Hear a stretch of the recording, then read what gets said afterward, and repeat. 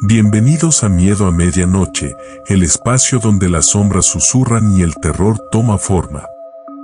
Queremos saber desde qué rincón del mundo nos invocas y a qué hora te atreves a escuchar nuestros relatos. Compártelo en los comentarios. No olvides suscribirte, dejar tu like y hacer sonar la campanita, porque recuerda, en la oscuridad de la noche, nunca estás realmente solo. Ahora, intenta relajarte. Si es que puedes. El silencio blanco. Mi nombre es Mateo. Vine desde muy lejos huyendo del eco de las balas, buscando un silencio diferente, uno que creía que podría curarme. Alaska sonaba como el fin del mundo, el lugar donde los gritos se congelan antes de nacer y la paz se respira en cada exhalación gélida. Encontré un anuncio, un aserradero remoto, perdido en la vastedad blanca. Pensé, ingenuo, que el trabajo duro y el aire puro borrarían las sombras que me seguían desde casa. El aserradero era una cicatriz de madera tosca en un paisaje inmaculado. Pocos hombres, rostros curtidos por el viento y el silencio, ojos que parecían haber visto demasiado invierno. La cabaña que me asignaron olía a pino y soledad, las paredes crujían con el frío que se filtraba como un espectro. Al principio, el silencio fue un bálsamo. Un manto blanco que cubría los recuerdos, un respiro entre la nieve y los árboles altos como huesos. Claro, Alaska es un silencio que muerde, un silencio que se acumula, que pesa sobre el pecho como bloques de hielo. La tormenta llegó sin aviso, un rugido blanco que enterró el aserradero en nieve hasta el techo. Cortó las líneas eléctricas, las carreteras, cualquier conexión con el mundo que había dejado atrás y el que creía encontrar. Quedamos aislados, envueltos en un sudario de silencio absoluto. Un silencio tan denso que podía sentirlo en los tímpanos, un vacío que resonaba más fuerte que cualquier trueno. Fue entonces cuando el silencio empezó a cambiar. Dejó de ser calma y se convirtió en una piel tensa, vibrante, esperando ser rota. Las noches se hicieron largas, interminables. La cabaña se encogía a mi alrededor, cada rincón lleno de sombras que danzaban con el parpadeo de la lámpara de queroseno. El silencio se volvía más tangible con la oscuridad, una presencia que observaba desde afuera, desde la negrura infinita entre los árboles. Y entonces, los ruidos comenzaron. Al principio, eran débiles, casi imaginarios, susurros contra la madera. Pero se hicieron más fuertes, más definidos. Golpes. Rítmicos, insistentes. No el crujir de la madera por el frío, no el gemido del viento. Golpes secos, sordos, como nudillos huesudos arañando la pared. Los arañazos vinieron después. Largos, agudos, como uñas de acero raspando la madera congelada. Se movían alrededor de la cabaña, un círculo invisible que se cerraba sobre mí. Golpes y arañazos, un ritmo macabro que rompía el silencio, pero no lo aliviaba. Lo hacía más profundo, más amenazante. El silencio se llenaba de estos sonidos intrusos, como si algo estuviera intentando comunicarse, o peor, entrar.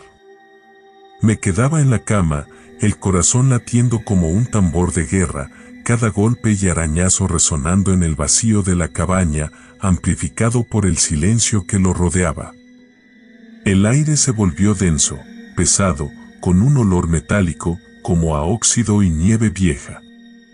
El miedo tenía sabor a tierra y a saliva amarga. Sentía el frío no solo en la piel, sino dentro de los huesos, un frío que no era natural, un frío que venía de afuera, de lo que estaba afuera. Pasé la noche en vela, escuchando, esperando, temblando. No me atrevía a mirar por la ventana, temía ver algo que no podría desver. La mañana llegó lenta, arrastrándose como un animal herido. Con la primera luz gris, los ruidos cesaron. El silencio volvió a reinar, pero ya no era el mismo silencio de antes. Estaba cargado, denso, impregnado de los sonidos de la noche, de la presencia invisible. Salí de la cabaña, la nieve virgen brillaba bajo la luz tenue. Y ahí estaban. Marcas. Alrededor de toda la cabaña, en la nieve inmaculada. No huellas de animales. No rastros de pasos humanos. Eran líneas profundas, irregulares, como si algo hubiera arrastrado garras o zarpas alrededor de las paredes. Marcas que no explicaban los golpes, pero sí los arañazos. Marcas que no pertenecían a nada que conociera. Miré las marcas, luego el bosque blanco, el silencio inmenso. Y supe, con una certeza helada que caló hasta el tuétano, que no estaba solo. Que algo me había estado observando en el silencio. Y que seguía ahí, esperando, en el blanco infinito. Continuamos con la siguiente historia. Voces en el hielo. Mi nombre es Elena, y lo que vivimos Sofía y yo en Alaska, a veces pienso que fue un delirio colectivo, la mente jugándonos una broma cruel en medio de la nada helada. Pero el eco de esas voces, eso no fue imaginación. Éramos dos mochileras buscando la aurora boreal con el presupuesto más ajustado que te puedas imaginar. Alaska en invierno no es precisamente barato, así que la idea de acampar a orillas de un lago congelado nos pareció una genialidad para ahorrar en alojamiento. Vimos fotos online de lagos espejos con las luces danzando sobre el hielo y nos pareció romántico, incluso ingenuas. La primera noche, el silencio era tan denso que se sentía como una presión en los tímpanos. Un silencio que no era vacío, sino cargado, como si el mismo frío lo llenara todo. Montamos la tienda sobre la superficie blanca y dura, ese hielo que parecía tan sólido como roca, aunque sabíamos que bajo nuestros sacos de dormir había metros y metros de agua oscura y helada. Al principio, solo fue una sensación vaga, algo en el aire, un cosquilleo en la nuca. Luego, mientras intentábamos dormir, el susurro. Al principio pensamos que era el viento, aunque no soplaba. Un murmullo sordo, casi inaudible, como si el hielo mismo respirara. Pero no era el crujir del hielo, ese sonido lo conocíamos, un quejido profundo y natural. Esto era diferente. Era más suave, más continuo, y venía de abajo. Pusimos la oreja contra el suelo helado, conteniendo la respiración.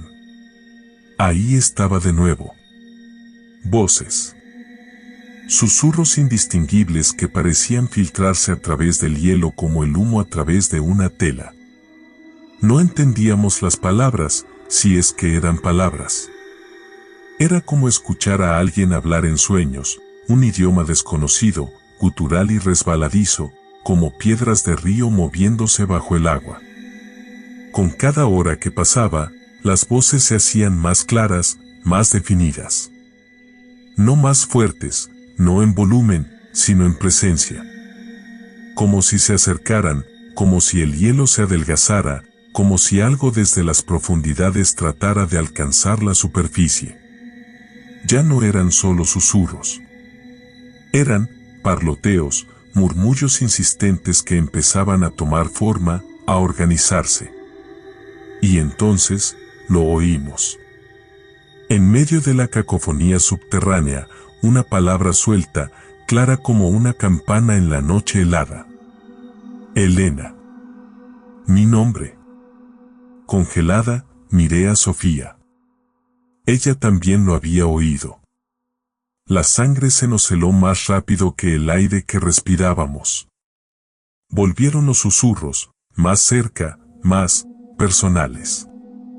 Ahora entendíamos fragmentos, palabras sueltas en español, mezcladas con el idioma incomprensible. Sofía, aquí abajo, venid. No eran gritos, no eran amenazas. Eran invitaciones. Invitaciones dulces y suaves, dichas con una familiaridad escalofriante, como si nos conocieran de toda la vida, como si nos esperaran. El hielo empezó a vibrar. No un temblor violento, sino una pulsación sutil, constante, como un corazón gigante latiendo bajo nuestros pies. Sentíamos la vibración en los huesos, en los dientes. El crujido del hielo se intensificó, no el crujido normal, sino uno más agudo, más nervioso, como si el mismo hielo estuviera sufriendo, retorciéndose. Y las voces llamaban nuestros nombres con más frecuencia, con más urgencia. Elena. Sofía, tenemos frío, ayúdenos. La desesperación en esos susurros era más aterradora que cualquier grito. No era hostilidad lo que percibíamos, era anhelo. Un anhelo profundo y oscuro que emanaba de las entrañas del lago, que se filtraba a través del hielo y nos envolvía como una niebla helada. No lo pensamos dos veces. Salimos de la tienda como alma que lleva el diablo, dejando atrás todo, sacos, ropa, comida. Corrimos a ciegas en la oscuridad gélida, tropezando, cayendo, levantándonos y corriendo de nuevo, solo con la ropa que llevábamos puesta, con el aliento quemándonos los pulmones, con el sonido del hielo crujiendo y vibrando a nuestras espaldas, y los susurros, siempre los susurros, débiles ahora, lejanos, pero aún llamando nuestros nombres en español, como un eco persistente de una pesadilla helada. Nunca volvimos por nuestras cosas. Nunca volvimos a acercarnos a un lago congelado en Alaska. La imagen del hielo vivo, llamándonos desde la oscuridad, se quedó grabada a fuego en nuestra memoria. A veces, en el silencio de la noche, todavía creo oír esos susurros, débiles, lejanos, pero inconfundibles. Voces en el hielo, esperándonos en la oscuridad. Continuamos con la siguiente historia. La fiebre del trampero. Me llamo Javier. Vine buscando oro, como tantos, pero Alaska me dio nieve y silencio, y otra clase de fiebre, una que te quema por dentro mientras el hielo te muerde la piel. Me interné en el bosque, sordo a las voces de los viejos tramperos del pueblo. Decían que el invierno allí respira diferente, que la soledad te come los huesos. Yo, terco, con mi machete y mis perros, pensé que era más fuerte que el frío, más astuto que el bosque. Al principio fue la rutina, el ritmo lento de las trampas, el crepúsculo perpetuo filtrándose entre los pinos. El aire olía a resina congelada y a carne cruda, un aroma que se pegaba a la ropa, a la barba, a los sueños. Pero luego, el silencio se hizo denso, casi palpable. Un silencio que no era vacío, sino que parecía contener algo, como un lago helado que esconde una profundidad oscura y desconocida. Empecé a ver cosas. Sombras fugaces al borde de la visión, movimientos donde no debía haberlos. Pensé que eran los nervios, el cansancio. Pero una noche, mientras revisaba las trampas al caer una oscuridad que parecía más espesa que cualquier otra noche, escuché una risa. No una risa humana, no alegre, sino un sonido agudo, quebrado, como el crujido de huesos al romperse, que venía del fondo del bosque. Se detuvo tan abruptamente como empezó, dejando un eco frío en el aire. Después fueron las voces. Murmullos débiles, casi inaudibles, que parecían susurrar mi nombre entre el viento. No entendía las palabras, pero sentía que me observaban, que me llamaban desde la espesura. Las noches se hicieron largas, interminables. El fuego de la cabaña ya no calentaba mi alma. Dormía con el rifle al lado, sobresaltándome al menor ruido, cada crujido de la madera, cada aullido lejano, lo interpretaba como una amenaza invisible que se acercaba. El bosque cambió. Los árboles se retorcieron, sus ramas se convirtieron en dedos huesudos apuntándome. La nieve ya no era blanca, sino de un gris enfermizo, manchada con sombras que se movían por sí solas. El aire se sentía pesado, como si estuviera respirando plomo fundido. El sabor metálico del miedo se instaló en mi boca, permanente, constante. Una noche, la más oscura de todas, escuché pasos fuera de la cabaña. Pesados, arrastrándose en la nieve. Respiraciones jadeantes cerca de las paredes de madera. Tomé el rifle, el corazón latiendo como un tambor enloquecido. Miré por la rendija de la ventana.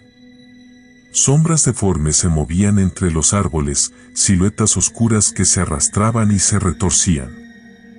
Sus ojos brillaban en la oscuridad, puntos rojos incandescentes que me observaban con una malicia hambrienta.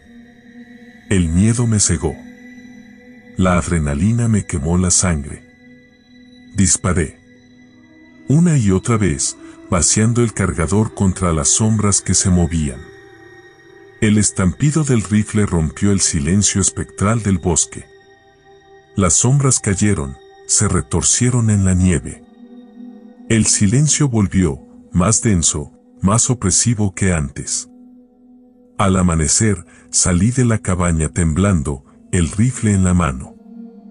La nieve estaba manchada de rojo. Me acerqué lentamente, el estómago helado. Y entonces lo vi. No eran criaturas del bosque, no eran demonios. Eran mis perros. Mis leales compañeros, tendidos en la nieve, ojos vidriosos mirando al cielo gris. Los había matado. En mi delirio, en mi paranoia, los había confundido con monstruos. El bosque se burló de mí. El silencio se rió con el sonido hueco del viento entre los pinos. La fiebre me había consumido por completo. Empaqué lo poco que me quedaba de cordura, abandoné las trampas, la cabaña, todo por lo que había venido.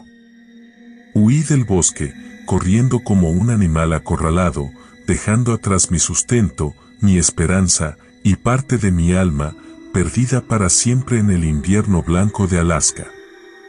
La fiebre del trampero no es una enfermedad del cuerpo, es una herida en la mente, una cicatriz helada que nunca se cura. Continuamos con la siguiente historia. Sombras en la mina. Mi nombre es Carlos. Y esta es la historia de cómo el hambre nos llevó a las fauces de la tierra. A mi hermano y a mí. Éramos carne de cañón, lo sabíamos, pero el aviso decía se necesita personal para mina de oro en Alaska y la desesperación olía a óxido, igual que la sangre seca en las herramientas que vendimos para el pasaje. Alaska, la última frontera, nos prometieron. Y frontera sí era, pero con algo más oscuro que el hielo y la noche polar. Llegamos a un campamento que parecía un cementerio de contenedores oxidados. 4 paredes metálicas tiritando bajo un cielo plomizo, apretujadas contra la ladera de una montaña que respiraba frío. La mina, un boquete negro en la roca, esperaba como una boca hambrienta. Olía a tierra húmeda y a algo más, algo dulce y pútrido, como savia fermentada.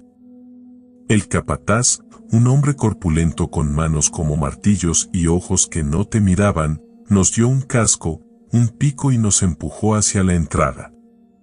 Oro ahí abajo, muchachos. Para quien tenga cojones. Su aliento apestaba a café rancio y un miedo metálico, como si él también supiera algo que callaba. Bajamos por un túnel que se estrechaba como un esófago. La lámpara frontal apenas mordía la oscuridad. El aire se volvía denso, aceitoso, y el frío ya no era el frío limpio de afuera, sino un frío que se pegaba a los huesos, un frío que sabía a tumba. El sonido de nuestros picos contra la roca resonaba hueco, como si golpeáramos las paredes de una calavera gigante. Al principio, solo era trabajo duro. Picar, cargar, sudar bajo capas de ropa que igual no evitaban el calambre helado. Pero luego empezaron las cosas raras. Las luces parpadeaban, no un parpadeo normal, sino un latido errático, como un ojo enfermo intentando enfocar. Las sombras se movían sin motivo, alargándose y contrayéndose como si tuvieran vida propia. Y el silencio era lo peor. Un silencio que no era ausencia de sonido, sino una presencia pesada que te apretaba los tímpanos y te hacía sentir que algo te estaba escuchando, muy cerca, en la oscuridad más profunda. Los mineros viejos, tipos curtidos por el frío y la soledad, susurraban historias. Espíritus de la montaña, decían. Guardianes ancestrales que no querían que profanáramos sus entrañas. Reían nerviosos, pero en sus ojos brillaba un miedo genuino, un miedo que olía a tierra removida y hueso molido. No eran supersticiones de borrachos. Era algo más. Algo que se sentía en el aire, en la vibración de la roca bajo tus pies. Una noche, estábamos trabajando en una galería profunda, lejos de los demás. Mi hermano, José, era joven, apenas 20 años, pero picaba la roca con una furia silenciosa. Quería escapar de la miseria que nos había seguido hasta Alaska, enterrarla bajo toneladas de piedra. De pronto, la luz de su casco se apagó. No un fundido normal, sino un chasquido seco, como si algo la hubiera succionado. Lo alumbré con mi lámpara. Su rostro estaba pálido, bañado en un sudor frío que brillaba a la luz. Señaló con el dedo tembloroso hacia la pared opuesta del túnel. «Carlos, ¿viste eso?» No había nada. Solo roca oscura y sombras danzantes. Pero el aire había cambiado.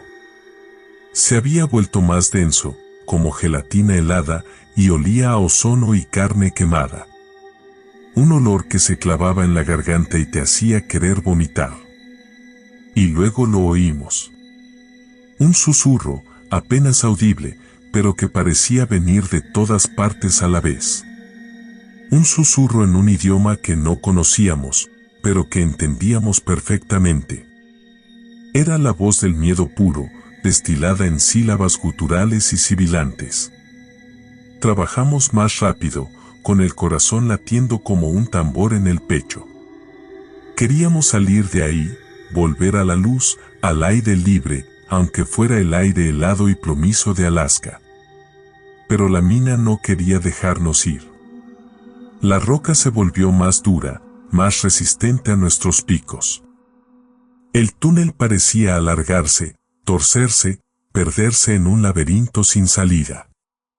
Y entonces, el derrumbe. Un rugido sordo que vibró en la tierra, seguido por el estruendo de rocas cayendo, como huesos gigantes rompiéndose. La galería se sacudió violentamente. Polvo y escombros llenaron el aire, ahogándonos, cegándonos. Nos aferramos a la pared, tosiendo, rezando a cualquier santo que nos escuchara.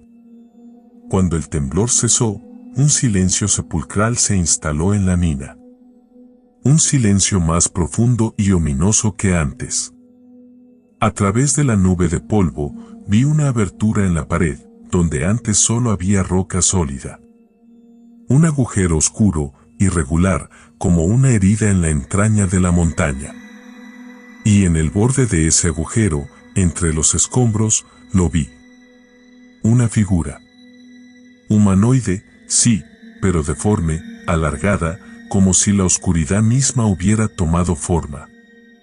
No tenía rostro definido, solo una masa oscura y difusa, pero en esa masa brillaban dos puntos de luz. Ojos. Ojos que nos miraban fijamente, con una intensidad helada, con una inteligencia que no era humana. Ojos que sabían todo de nosotros, nuestros miedos, nuestros pecados, nuestra miseria. No gritamos. El miedo nos había vaciado por dentro, dejándonos mudos, paralizados. Solo pudimos mirar. Mirar esos ojos que nos atravesaban el alma, que nos desnudaban hasta el tuétano. Y luego, la figura se movió. No caminó, no corrió. Se deslizó hacia atrás, hacia la oscuridad del agujero, como una sombra que se funde con la noche. Los ojos brillantes desaparecieron, tragados por la nada. Salimos de la mina como si nos persiguiera el infierno.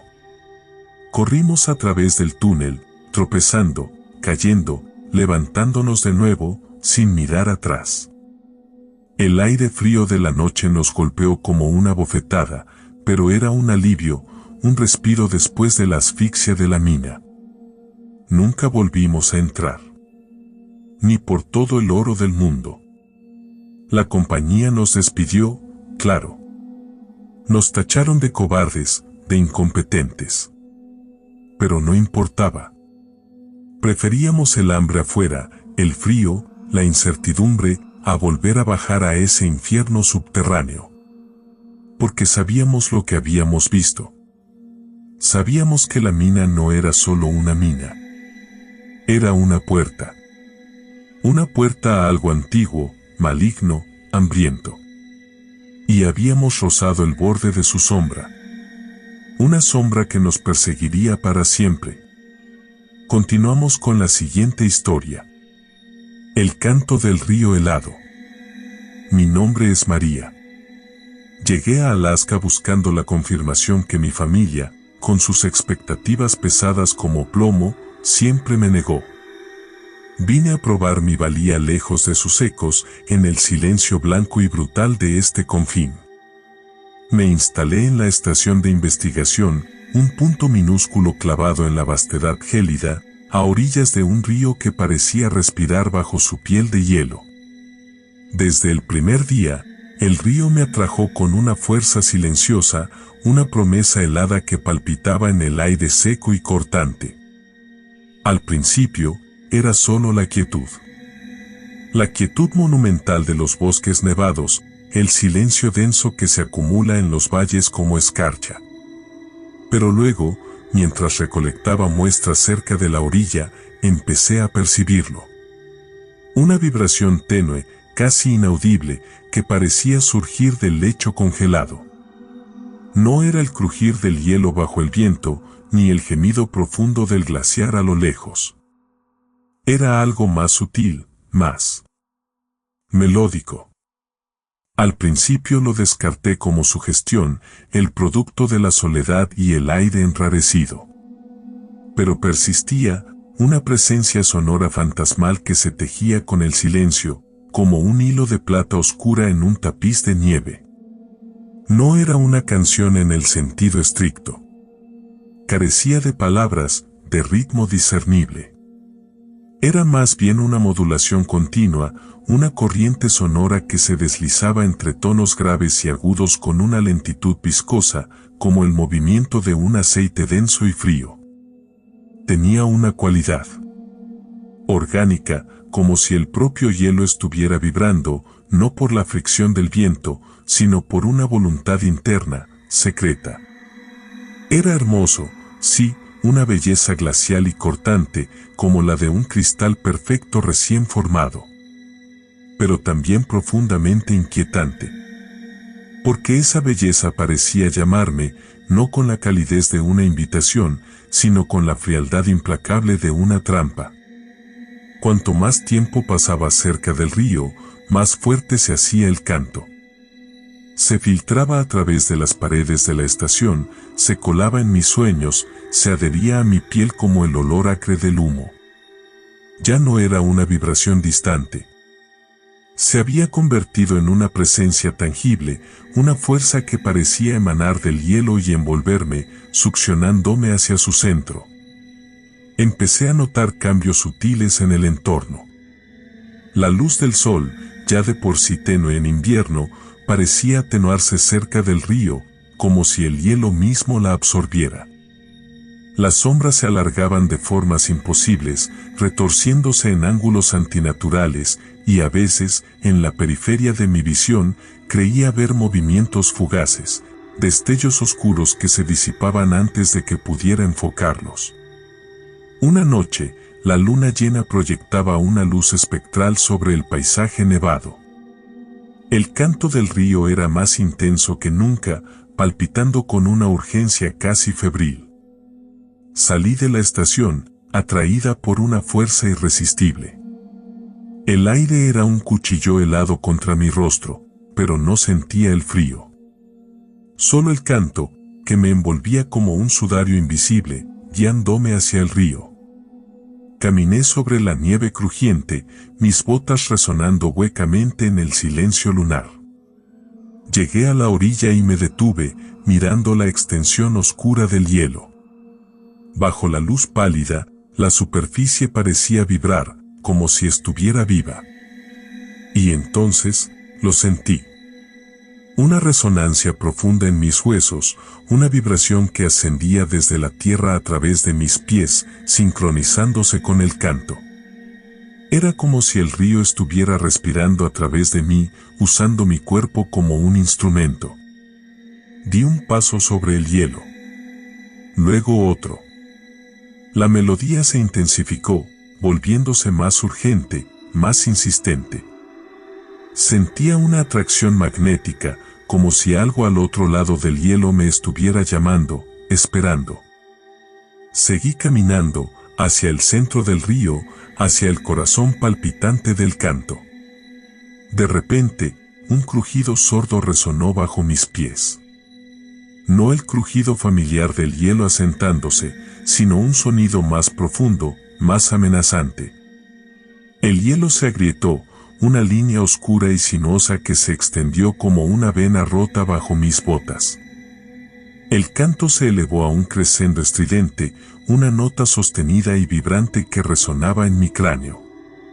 Miré hacia abajo, a la grieta que se ensanchaba, y vi sombras. No sombras proyectadas por la luna o los árboles. Sombras que se movían asterisco bajo asterisco el hielo, en las profundidades oscuras del río congelado. Formas indefinidas, ondulantes, que se retorcían y se deslizaban con una lentitud antinatural. Parecían observarme. Sentí un escalofrío que no era solo frío, sino pavor puro, primigenio. No eran sombras aleatorias. Eran ojos. O algo que se parecía a ojos, puntos oscuros e intensos que brillaban sin reflejar la luz, como vacíos que absorben la mirada. Y se movían hacia la grieta, hacia mí, como si hubieran estado esperando, escuchando el canto, anticipando mi llegada. En ese instante, algo se rompió dentro de mí. La hipnosis, el hechizo del canto, se disipó como niebla al sol. El miedo me golpeó con la fuerza de una ola helada, un miedo visceral y paralizante. Retrocedí, tropezando, tambaleándome hacia la orilla. El hielo crujía y gemía bajo mis pies, amenazando con ceder en cada paso. Corrí, impulsada por el pánico, dejando atrás la grieta, las sombras, el canto que ahora sonaba como una burla cruel y triunfante. Llegué a la estación, cerré la puerta tras de mí, y me desplomé contra ella, temblando de pies a cabeza. El canto seguía ahí, persistente, aunque ahora parecía venir de dentro de mi propia mente, un eco fantasmal que vibraba en mi sangre. Miré hacia el río desde la ventana, la superficie helada brillando bajo la luna, ahora silenciosa, ominosamente silenciosa. Sabía, con una certeza helada que calaba hasta el hueso, que el río no era solo un río. Era algo más. Algo consciente, algo hambriento, algo que me había llamado con su canto, intentando atraerme a su abrazo gélido. Y aunque había escapado, sabía que el canto permanecería conmigo. Un recordatorio constante de lo que acecha bajo la superficie, esperando en el silencio helado, reclamando lo que cree suyo. Continuamos con la siguiente historia. El refugio vacío. José y Ana buscaban refugio, y Alaska les ofreció un refugio que pronto se revelaría hueco, vacío de toda esperanza, lleno de algo más. Llegaron escapando del eco sordo de las balas, del hedor a pólvora y promesas rotas, buscando asilo en un país que les prometía, en susurros de neón, una nueva oportunidad. Los reubicaron en un pueblo perdido donde el viento aullaba nombres olvidados y la nieve se tragaba el sonido. Una casa les esperaba, en las afueras, con las ventanas tapiadas por el hielo y un silencio que masticaba los nervios. Parecía abandonada, sí, pero también expectante. Desde el principio, la casa les repelió como un injerto enfermo. El frío calaba más hondo que el invierno de Alaska, era un frío que resumaba de las paredes, un frío con olor a tumba húmeda y aliento metálico. Por las noches, los susurros comenzaban. No eran voces claras, no palabras reconocibles, sino un roce fantasmal, como si la casa rumiara secretos entre sus vigas. Ruidos extraños también, crujidos secos que no provenían de la madera, sino de un lugar más profundo, como huesos resquebrajándose bajo el peso de la noche. Y la sensación constante, la piel erizada, la nuca tensa, la certeza viscosa de ser observados. Incluso cuando se encerraban en la habitación, incluso cuando se abrazaban buscando calor en la penumbra, sabían que no estaban solos.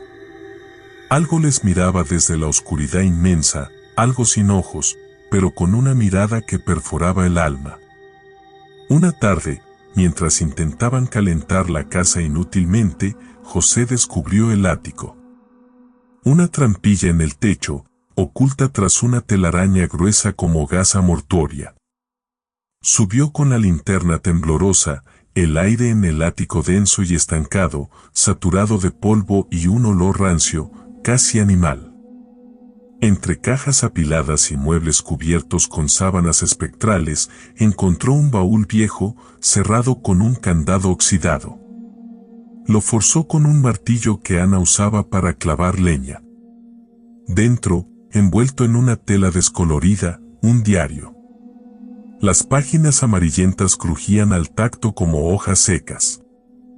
La letra, apretada y nerviosa, contaba la historia de una familia, los anteriores habitantes. Relataba el lento desmoronamiento de sus vidas, atormentados por presencias invisibles, sombras que se movían en el rabillo del ojo, susurros que se filtraban en los sueños. Describían el frío, un frío que helaba la sangre y marchitaba la cordura, un frío que se concentraba en puntos específicos de la casa, como si algo se alimentara de su calor. Hablaba de objetos que cambiaban de lugar, de puertas que se abrían solas, de espejos que reflejaban rostros ajenos, deformados por el terror. José leyó en voz baja, la voz quebrada, mientras Ana escuchaba, los ojos dilatados por el miedo.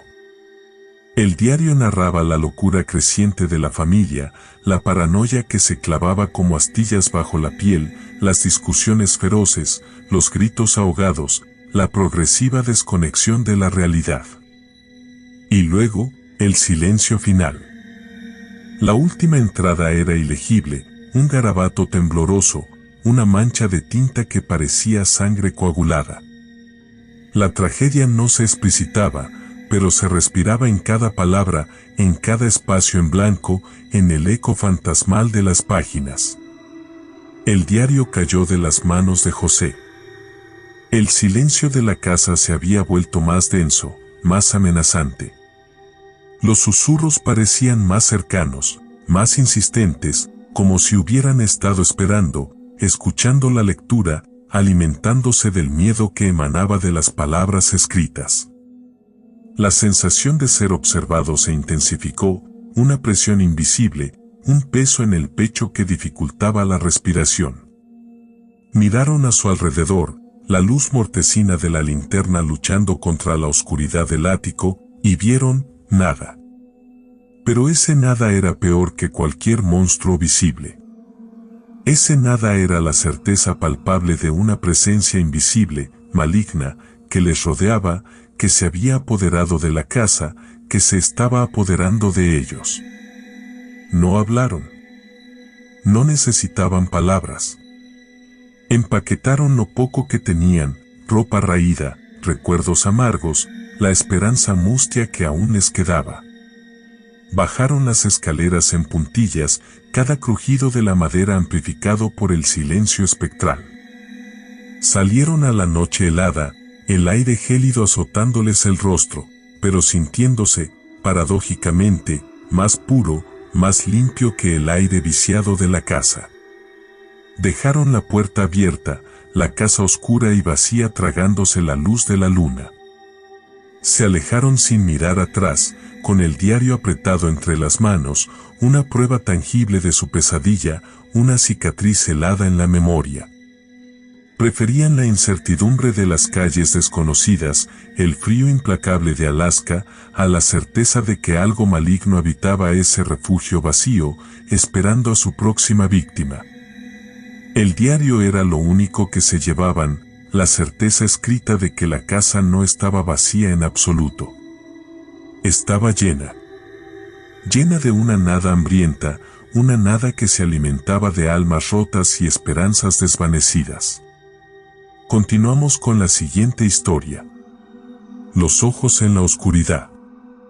Mi nombre es Raúl, y esta es la historia de la noche en que la oscuridad de Alaska me devolvió la mirada. No la oscuridad simple, la ausencia de luz, sino una oscuridad con peso, con aliento helado, una oscuridad que se sentía viva. Llegué aquí buscando el oro moderno, el trabajo que en mi tierra era esquivo. Conducir camiones, cruzar kilómetros de hielo y silencio, prometía un futuro para los míos. Pero la noche polar en Alaska. Eso no te lo cuentan en los anuncios. Esa noche, la carga era urgente, equipo para una mina perdida en el mapa, un punto parpadeante en medio de la nada blanca. El camión rugía, un monstruo metálico tragando semillas de asfalto congelado. La cabina, mi refugio, vibraba con el motor y con una tensión que no venía solo de la carretera.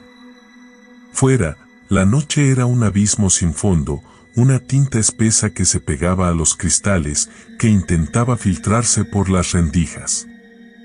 No había luna, ni estrellas, solo la implacable negrura mordiendo los bordes de los faros, robándoles luz, dejándome un túnel precario, tembloroso. Empecé a sentirlo en el estómago, un nudo frío que se apretaba con cada kilómetro. En los espejos retrovisores veía reflejos que no cuadraban. No eran luces de otros coches, no había nadie más en esa carretera, solo yo y el camión. Pero en el rabillo del ojo, en el brillo distorsionado del espejo, juraba ver movimientos, destellos fugaces, como si algo corriera paralelo a mí, pegado a la oscuridad, demasiado rápido, demasiado silencioso. Al principio pensé en el cansancio, en las horas sin dormir, en el café rancio que me quemaba la garganta. Pero la sensación persistía, se hacía más densa, más palpable. Era como si la propia oscuridad se estuviera volviendo consciente, como si me observara con una atención viscosa.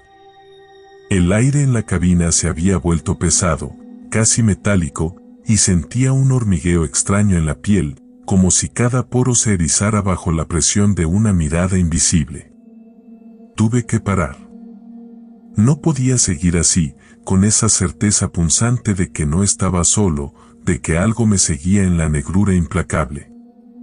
Busqué un claro en la carretera, un espacio abierto entre los pinos negros que se alzaban como espectros a ambos lados. Apagué el motor y el silencio me golpeó con la fuerza de un muro. Un silencio que no era vacío, sino pleno, cargado de ecos, de susurros apenas audibles. El metal del camión crujió al enfriarse, un sonido que resonó amplificado en la quietud gélida. Salí, con el corazón martilleando contra las costillas. El frío me arañó la cara, un frío que no era solo temperatura, sino una cualidad, una esencia hostil. Caminé hacia la parte trasera del camión, fingiendo revisar las luces, buscando una excusa para mirar hacia la oscuridad que me rodeaba. Y entonces los vi. No eran ojos de animal. No tenían el brillo reflejante, inocente, de un ciervo o un lobo. Eran dos puntos de luz pura, suspendidos en la negrura, a la altura de un hombre, pero con una intensidad inhumana. No parpadeaban, no se movían, solo ardían, perforando la oscuridad como brasas vivas. Eran de un color indefinible, algo entre el ámbar y el oro fundido, pero con una profundidad, una inteligencia que helaba la sangre. Me miraban. Lo sentí en cada fibra de mi ser. No era una mirada curiosa, ni amenazante. Era una mirada expectante. Como si me esperaran, como si supieran que iba a detenerme, que iba a salir a la oscuridad. Y en esa mirada, en esa luz antinatural, vi algo más que simple observación. Vi una comprensión fría, ancestral, una sabiduría que no era de este mundo, y que me decía, sin palabras, que yo era un intruso, una mota de polvo en un lugar que no me pertenecía. Retrocedí, sin apartar la vista de esos ojos fijos, implacables. Cada paso era una punzada de hielo en el pecho, cada respiración un jadeo tembloroso. Sentía cómo me seguían con la mirada, cómo me acompañaban en mi retirada torpe hacia la cabina del camión. No corrí, no me atreví a darles la espalda. Entré en la cabina, cerré la puerta con un golpe seco que sonó hueco, inútil contra la presencia que sentía afuera. Arranqué el motor con las manos temblorosas, pisé el acelerador a fondo, y el camión saltó hacia adelante, dejando atrás la oscuridad y esos ojos que me habían clavado en el sitio. Conduje como un poseso, sin mirar atrás, sin atreverme a comprobar si seguían allí, persiguiéndome en la noche. Solo quería llegar a la mina, al refugio de las luces humanas, dejar atrás esa carretera maldita, ese silencio que hablaba, esos ojos que veían demasiado. Llegué al amanecer, con el cuerpo entumecido, los nervios destrozados. Entregué la carga, y me fui lo más rápido que pude de ese lugar, de Alaska, de esa oscuridad que respira y mira. Nunca volví a conducir de noche por esas carreteras. Y hasta hoy, cada vez que cierro los ojos en la oscuridad, los veo. Esos ojos. En la oscuridad. Esperando. Continuamos con la siguiente historia. La noche de la luna de sangre. Mi nombre es Carmen, y vine a Alaska buscando un nuevo comienzo, lejos del sol que quema hasta los huesos. Encontré fuegos helados, noches que muerden y un silencio tan profundo que perfora el tímpano. Pero nada me preparó para la noche en que la luna se tiñó de sangre y el hospital, mi refugio, se transformó en un manicomio espectral.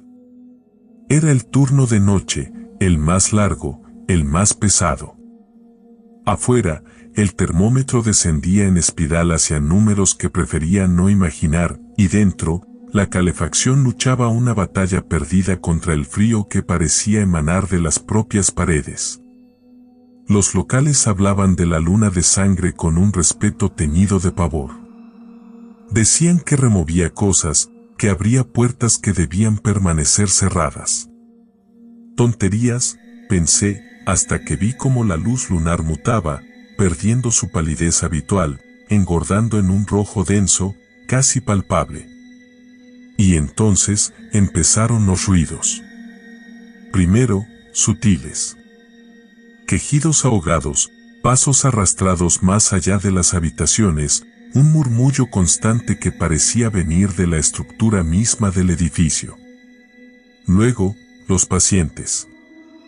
La señora Henderson, con su demencia senil pacífica, comenzó a arañar las paredes, sus uñas dejando surcos profundos en la pintura, como garras de algún animal pequeño y desesperado.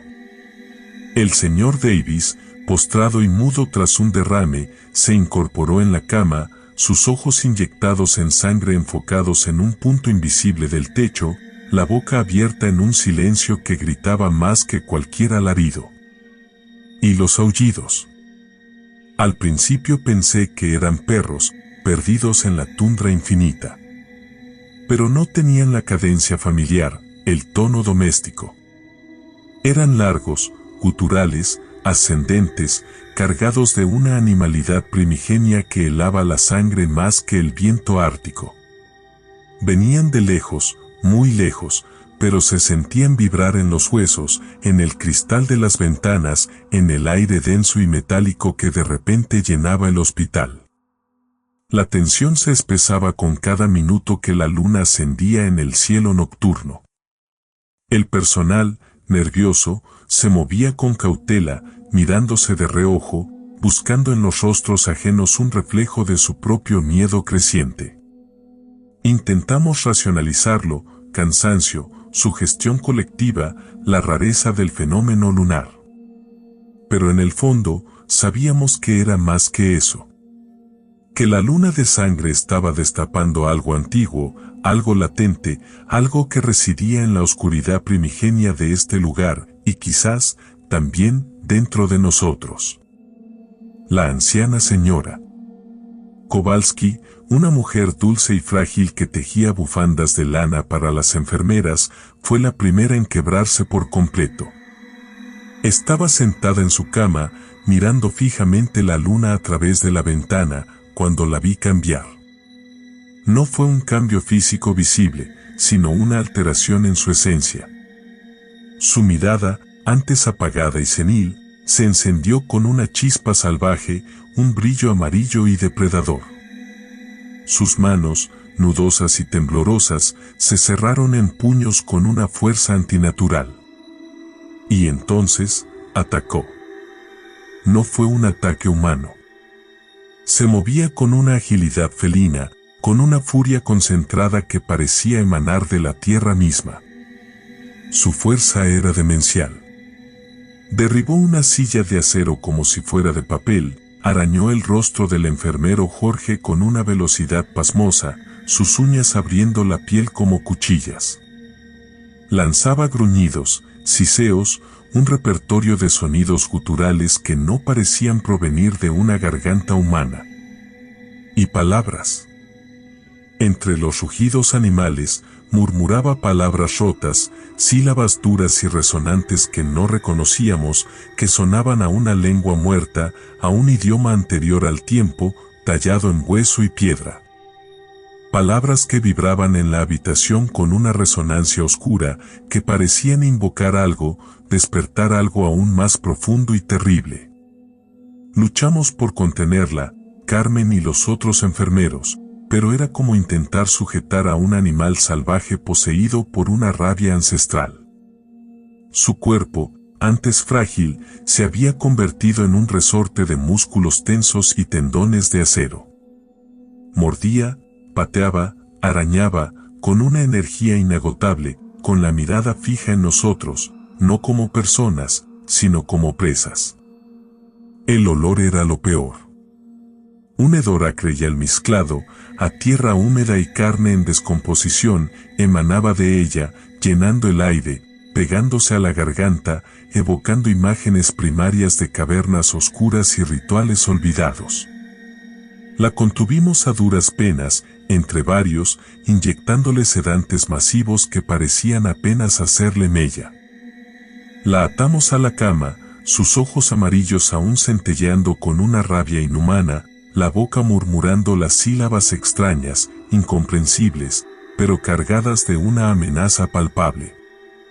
La luna de sangre brillaba en lo alto, inundando la habitación con su luz enfermiza, alimentando la furia que parecía emanar de la anciana, conectándola con algo invisible, con una corriente subterránea de horror primigenio. Y entonces, lentamente, imperceptiblemente al principio, la luz comenzó a cambiar. El rojo denso se diluyó, palideciendo, volviéndose menos opresivo, menos vivo. La luna de sangre se desvanecía, cediendo paso al grisáceo amanecer que comenzaba a despuntar en el horizonte. Con la luna, la furia de la señora Kowalski también se apagó. Sus músculos se relajaron, la respiración se hizo más lenta, los ojos perdieron el brillo salvaje, volviendo a su apagada senilidad. Cayó en un sueño profundo, agotada, vacía. Al amanecer, la señora Kowalski despertó confundida, débil, sin recordar nada de la noche anterior. Volvió a ser la anciana amable y desmemoriada que tejía bufandas de lana. Pero nosotros, los que vivimos la noche de la luna de sangre, ya no éramos los mismos. Algo se había roto dentro del hospital, algo se había despertado, aunque solo fuera por unas horas. Algo primitivo, aterrador, que la luna roja había traído a la superficie desde las profundidades heladas de Alaska y quizás desde las profundidades aún más oscuras de la psique humana. Nos quedó la marca, el recuerdo visceral del hedor almizclado, el eco de las palabras incomprensibles, la certeza de que bajo la fina capa de civilización acecha algo antiguo, hambriento, esperando la próxima luna de sangre para volver a reclamar lo suyo. Continuamos con la siguiente historia. El pacto del bosque. Mi nombre es Daniel. Llegué a Alaska buscando algo que no sabía nombrar, una vibración en el alma, una respuesta quizás, al eco sordo de la ciudad que dejé atrás. Me hablaron de bosques milenarios, de una naturaleza que te hablaba si sabías escuchar. Y claro, también susurraban leyendas. Viejas historias de los nativos sobre espíritus que danzaban entre los árboles, guardianes celosos de una tierra que no perdona. Al principio eran solo cuentos para turistas, pero cuanto más me adentraba en la espesura, más sentía que esas historias tenían raíces profundas, punzantes como las espinas de los abetos. Me uní a un grupo de excursionistas, almas perdidas como yo, supuse. El bosque nos recibió con un silencio que pesaba en los pulmones, un silencio no vacío, sino preñado de expectación, como si el mundo contuviera el aliento. El aire, gélido y cortante como vidrio, olía a resina quemada y tierra húmeda, un aroma que se adhería a la ropa, a la piel, a la memoria.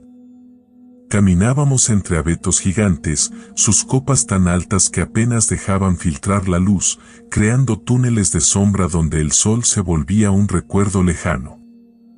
La brisa, cuando se atrevía a soplar, no era suave ni refrescante, sino un aliento helado que siseaba entre las ramas, un murmullo constante que parecía querer decirnos algo, pero siempre justo en el límite de la comprensión.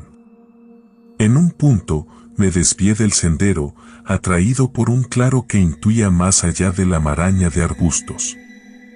Fue un impulso, una curiosidad que mordía como la helada. Me adentré en el bosque más profundo, sintiendo como la densidad de los árboles se cerraba tras de mí como una puerta de musgo y sombra. La luz se apagó casi por completo, y el silencio se hizo aún más palpable, un manto espeso que amortiguaba cada sonido, incluso el latido de mi propio corazón parecía ahogarse. Fue entonces cuando empecé a sentirlo. No era un ruido, ni una visión clara, sino una presencia. Una sensación punzante en la nuca, como si ojos invisibles se clavaran en mi espalda. El aire pareció espesarse, volverse denso como aceite frío, y una vibración extraña recorrió la tierra bajo mis pies, no un temblor, sino algo más sutil, como el ronroneo sordo de un animal gigantesco y dormido. Los susurros comenzaron poco después. No eran voces audibles, no palabras formadas, sino algo más primigenio, como el lamento del viento atrapado en las rocas, pero con una intención, un matiz de advertencia. Se filtraban entre el crujir de las ramas, entre el goteo lento de la nieve derretida, como si el propio bosque estuviera respirando mensajes directamente en mi oído interno. Mensajes que no entendía, pero que resonaban con una inquietud ancestral, una certeza visceral de que estaba invadiendo un territorio prohibido. La textura del silencio cambió, se volvió áspera, casi palpable en la garganta, como si el aire mismo se hubiera cargado de una tensión invisible. El miedo no era aún pánico, sino una expectación helada, el presentimiento de que algo fundamentalmente incorrecto estaba a punto de ocurrir. Llegué al claro sin darme cuenta, como si el bosque me hubiera escupido allí. Era un espacio circular perfecto, una calva en medio de la selva oscura, bañado por una luz mortecina que parecía emanar de la propia tierra. En el centro, un altar de piedra tosca se alzaba como un diente roto, cubierto de líquenes que parecían venas verdes latiendo bajo la superficie. No era una construcción humana, al menos no en un sentido familiar. Tenía ángulos imposibles, proporciones distorsionadas que perturbaban la vista, como si la propia piedra se hubiera retorcido bajo una fuerza invisible.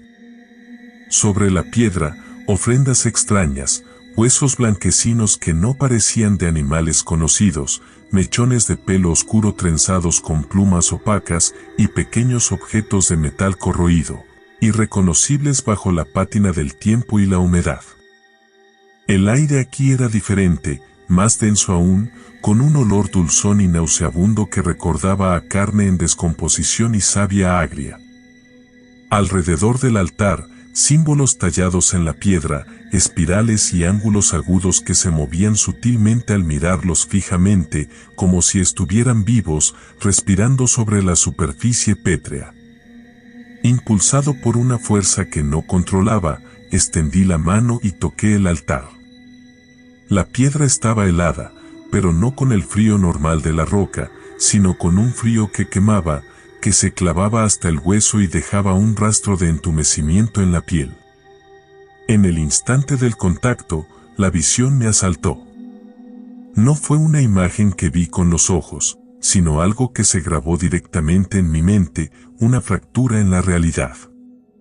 Figuras sombrías, más sombras que cuerpos, danzaban alrededor del altar, moviéndose con una fluidez antinatural, contorsionándose en ángulos imposibles, sus extremidades alargándose y acortándose como espectros líquidos. No tenían rostros definidos, solo cuencas vacías que succionaban la luz, y de esas cuencas emanaba un susurro colectivo, no audible, sino una presión sorda que hacía vibrar los dientes y resonar los huesos del cráneo. Sentí una fuerza invisible, una mano gigantesca hecha de viento y sombra, empujándome hacia el interior del bosque, hacia la oscuridad profunda que se extendía más allá del claro, como si el altar fuera una puerta y yo estuviera a punto de ser arrastrado a través de ella. El miedo se convirtió en pánico puro, una oleada de terror frío que paralizaba los músculos y nublaba el pensamiento. Pero en algún rincón primario de mi cerebro, la supervivencia luchó por imponerse. Con un grito ahogado, me arranqué de la piedra, tropezando hacia atrás, lejos del altar, lejos de las danzantes sombras. Corrí ciegamente, sin dirección, solo con la necesidad imperiosa de alejarme de ese lugar maldito. Las ramas me azotaban la cara, la nieve se filtraba en mis botas, el aliento se me helaba en la garganta, pero seguí corriendo, impulsado por el terror visceral. No sé cuánto tiempo corrí, pero en algún momento, tropecé de nuevo con el sendero marcado, como si el bosque, después de jugar conmigo, me hubiera escupido de vuelta al camino seguro.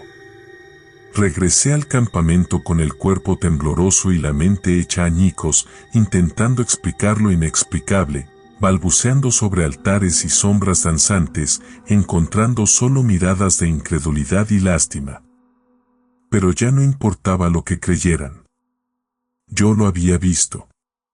Yo lo había sentido. Y sabía, con una certeza que calaba hasta la médula, que el bosque me había notado. Que el pacto había sido sellado con mi toque imprudente. Y que, aunque había escapado del claro, la mirada del bosque, fría e implacable como el invierno eterno, seguiría clavada en mi espalda, para siempre. Continuamos con la siguiente historia. El regreso del Wendigo.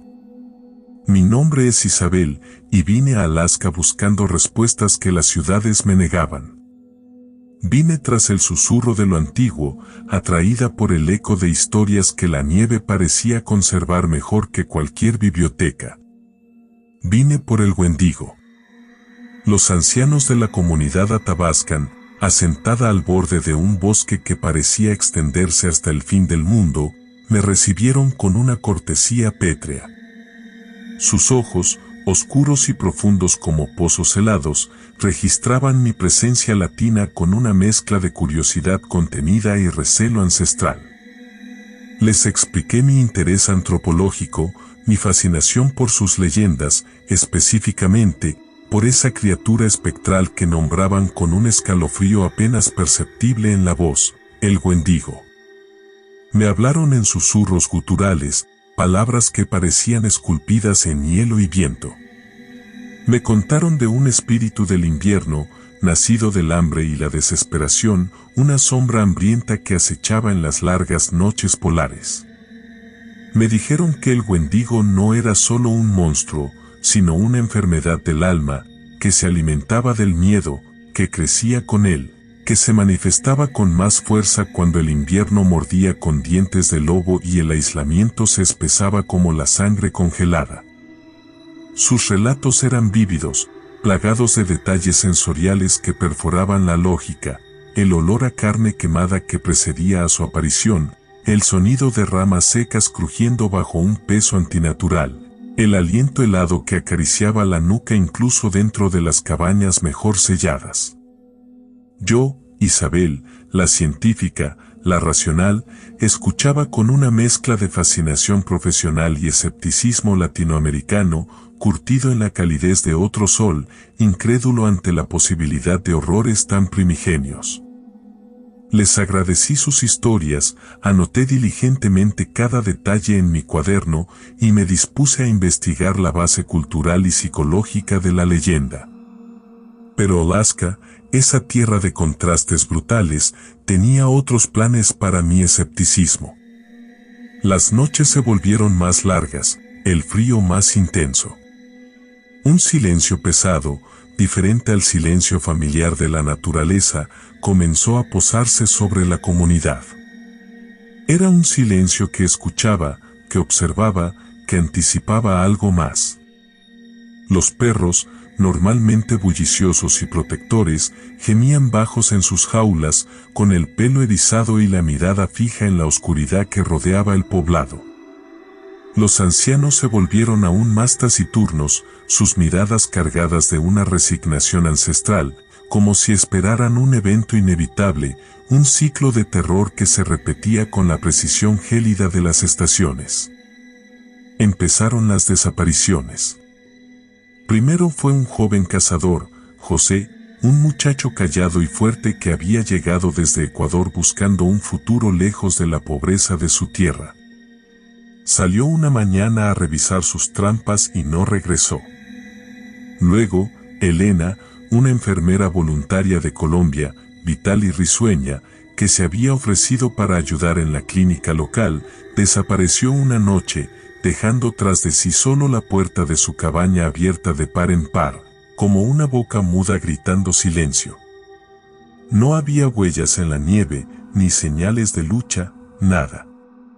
Era como si el invierno mismo los hubiera absorbido, tragándolos sin dejar rastro. La atmósfera en la comunidad se densificó con un miedo palpable, un miedo que se podía oler, denso y metálico como el óxido, que se podía saborear, amargo y paralizante como el hielo. Empecé a notar cosas, detalles sutiles que antes habría descartado como producto de la sugestión colectiva. Sombras que se movían en la periferia de la visión, demasiado rápidas, demasiado angulosas. Ruidos en el bosque que no eran de animales conocidos, un crujido seco y hueco, como huesos que se astillan bajo una presión invisible. Y luego, los aullidos. No eran aullidos de lobo. Los aullidos del lobo son tristes, melancólicos, incluso hermosos en su salvajismo. Estos eran diferentes. Eran inhumanos, desgarradores, llenos de un hambre primigenia y una furia fría como el vacío interestelar. Aullidos que parecían venir de todas partes y de ninguna, que resonaban no solo en los oídos, sino en los huesos, en la médula, en lo más profundo del alma. Los escuchaba por las noches, mientras la tormenta de nieve azotaba las paredes de mi cabaña, un viento furioso que gritaba y gemía como almas en pena. Y entre los bramidos del viento, los aullidos del Wendigo, cada vez más cercanos, más audibles, más reales. Una noche, después de una tormenta particularmente violenta que aisló completamente a la comunidad, me aventuré a salir. La nieve llegaba hasta las rodillas, el aire era un cuchillo helado que cortaba los pulmones. La luna, pálida y distante, apenas penetraba la oscuridad opresiva. Fue entonces cuando las vi. Huellas en la nieve, cerca de la cabaña donde había desaparecido Elena. Huellas que no eran de un oso, ni de un lobo, ni de ningún animal que conociera. Eran grandes, demasiado grandes, con forma vagamente humana, pero grotescamente alargadas, con dedos anormalmente largos y garras profundas que arañaban la nieve compacta. Huellas que se adentraban en el bosque oscuro, hacia la nada, hacia el corazón mismo del invierno.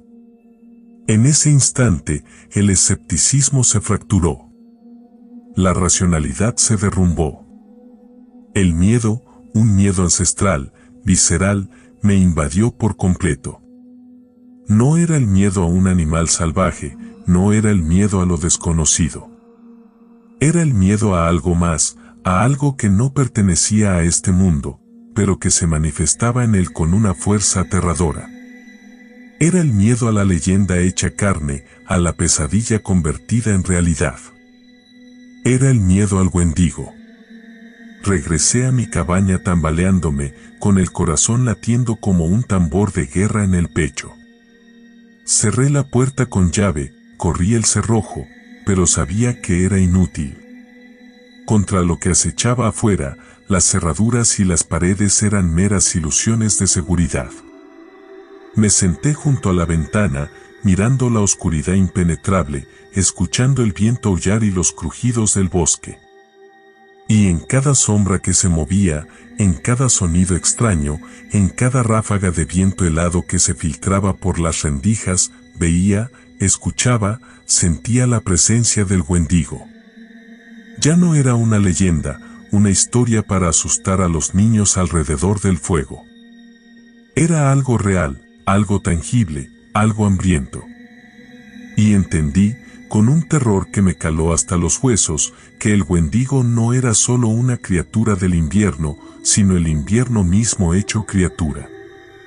Una manifestación del frío implacable, del hambre insaciable, del aislamiento absoluto, del miedo colectivo que se había gestado en esta tierra inhóspita durante siglos. Y que, tal vez, había regresado.